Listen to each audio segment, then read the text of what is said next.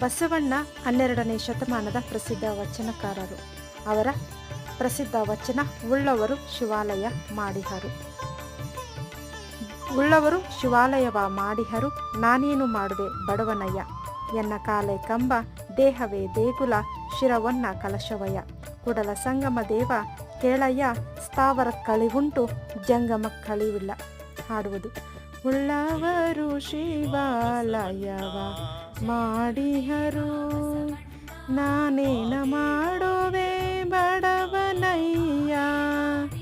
ಎನ್ನ ಕಾಲೆ ಕಂಬವಯ್ಯ, ದೇಹವೇ ದೇಗುಲ, ಶಿರವನ್ನ ಕಲಶವಯ್ಯ.